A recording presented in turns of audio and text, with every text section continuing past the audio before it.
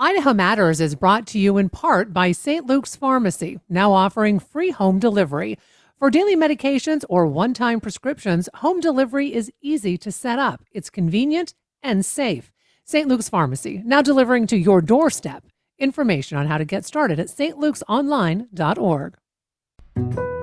Love Boise State Public Radio podcasts? They are free to enjoy, but not free to produce. If you can give, your support helps keep shows like Idaho Matters and Scandalize available to everyone. Donate now at boisestatepublicradio.org. From the studios of Boise State Public Radio News, I'm Gemma Gaudette. More Idaho Matters right now. Today, we're talking about a new novel, Sparks Fly, by author Zakiya N. Jamal. It's a story about relationships and choice and the moments that can quietly change our life. And we're lucky enough to have Zakiya joining us now to talk more. Welcome to the program. Hi. So let's start at the very beginning. Where did the first spark, I guess, for this story come from? Yeah, so I started working on this a few years ago. I am what's called a late bloomer. And so I really wanted to write a story about a woman who is in her late 20s and has never been in a relationship, never had sex, and is trying to figure out what that means for her and how she wants to maybe change that going forward. And I just had the crazy idea that she would end up at a sex club. And that kind of stuck. And then it kind of builded from there of who she was meeting, what the conflict was between them, and how would they make that relationship work. You know what's interesting to me about the book too is when you start to read it, you think, "Oh my gosh, this is going to be quick and sudden, and it's just all going to unfold really quickly." But you really wrote it really thoughtfully. And how did you think about really balancing, kind of that restraint as the main character kind of really does start to figure out this next part of her life? Yeah, I mean, I knew that I wanted the main character, Stella, to kind of find someone that she could be comfortable with. But still, she had her fears of like, she's never done this before, never been in a relationship before, never been romantically involved with anyone in that kind of way. And so I knew she would still have fears. And I wanted to, even though I wanted her to, be comfortable in her own sexuality, I still wanted to acknowledge that, like, that is kind of scary if you've never, let yourself be intimate with someone or even just like emotionally, like, allow yourself to like fall for someone in that way. So I really wanted to show that journey for her. And then on the flip side with Max, he is what I would call a serial monogamous. And so he's been through relationships before, but this is the first time where it's someone that he maybe shouldn't be with, especially in relationship to his job. And she works for his brother, and so it's really complicated.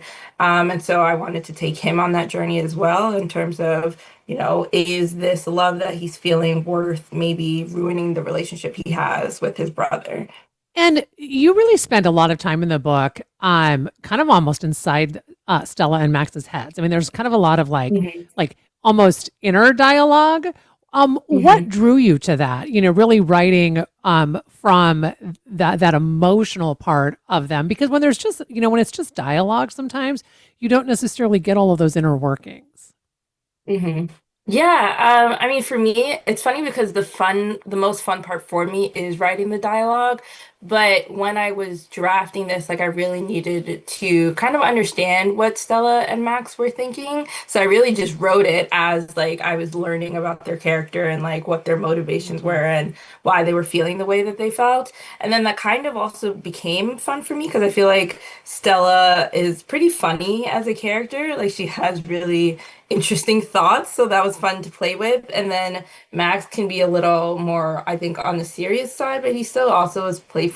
And so it was interesting, especially because the way they're talking to each other, they're not always saying what they're thinking. Like, Stella doesn't tell Max that she's a virgin until much later on. So I really wanted to make her thoughts on the situation clear since she wouldn't, be telling him that. And then obviously Max has his own thoughts about his work and Stella's work and what that all means that he's not always being forthright with her about.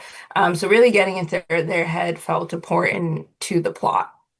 So I'm curious about this book being more than just a romance. I mean, you put a lot into Max and Stella's work, into family expectations, even both of their own personal ambitions. So how important was it for you to really show so much more of who they are? Yeah, it was super important to me, mainly because I felt for the plot that I needed to give them both kind of distinct backgrounds, and really, with their conflict, it took me a while to figure out, why Max started this AI company, why it was important to him, and how that could work with Stella's kind of anti-AI sentiments. Obviously a romance, they had to come together and fall in love and make that work.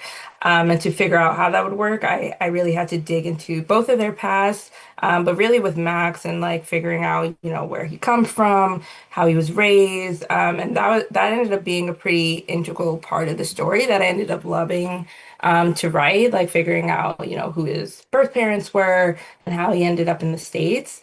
And then for Stella, such a big part of the story is her being a late bloomer and like figuring out her sexuality and, falling in love with someone for the first time.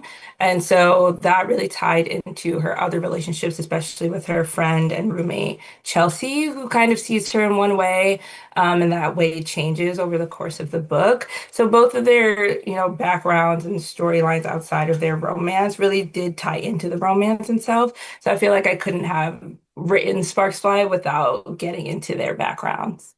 So my understanding is you are a debut author. This is your first novel. What was the most challenging part of going through this process?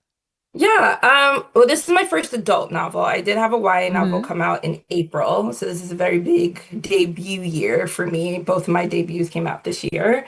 So it was exciting and also scary. I work in publishing, so I've been on the other side of it for a long time now. And so part of me, I think, felt like, oh, this will be fine. Like, I know how this works. I know what publishing is.